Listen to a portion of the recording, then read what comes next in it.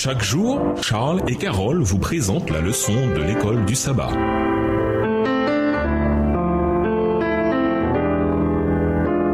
Bienvenue dans notre émission Dieu nous parle.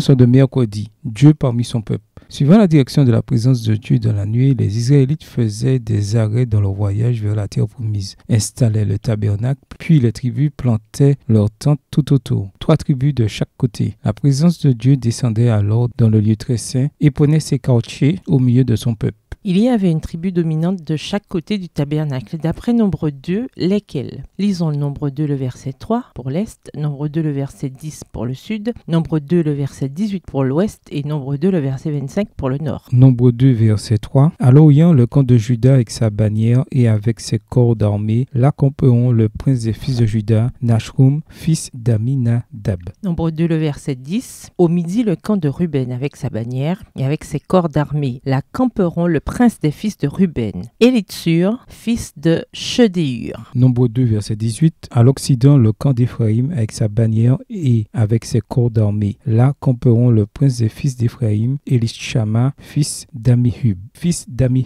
Nombre 2, le verset 25. Au nord, le camp de Dan avec sa bannière et avec ses corps d'armée. Là camperont le prince des fils de Dan, Ahiézer, fils d'Amishadaï. Remarquez que chaque tribu dominante avait sa propre bannière. Les Écritures ne disent pas clairement ce qui figurait sur ces bannières, mais il existe une tradition intéressante qui se fonde plus ou moins sur les caractéristiques tribales décrites dans Genèse 49 et Deutéronome 33, qui assignent l'un des 4 visages à chaque point cardinal. Selon la tradition rabbinique, la bannière de Juda portait le dessin d'un lion, celle de Ruben, celui d'un homme ou de la tête d'un homme, celle d'Éphraïm, le dessin d'un bœuf et celle de Dan, le dessin d'un aigle. Ainsi, les 4 êtres vivants unis dans les formes des chérubins décrites par Ézéchiel étaient représentés sur ces 4 bannières. Extrait du livre Commentary on the Old Testament, commentaire sur l'Ancien Testament, volume 1, écrit par Carl Friedrich Kuhl et Franz Delitzsch à la page 660. Il est possible d'aller un peu plus loin avec la tradition, bien entendu, mais il demeure tout de même intéressant de comparer cette ancienne tradition à la description biblique de la Nouvelle Jérusalem. Un motif intéressant ressort. Il y a des portes qui représentent 3 tribus sur les 4 côtés de la ville. Apocalypse 21, les versets 12 et 13. Les descriptions du camp d'Israël ainsi que la Nouvelle Jérusalem font ressortir un élément crucial. Dieu veut rapprocher l'humanité de son trône. Le livre de l'Apocalypse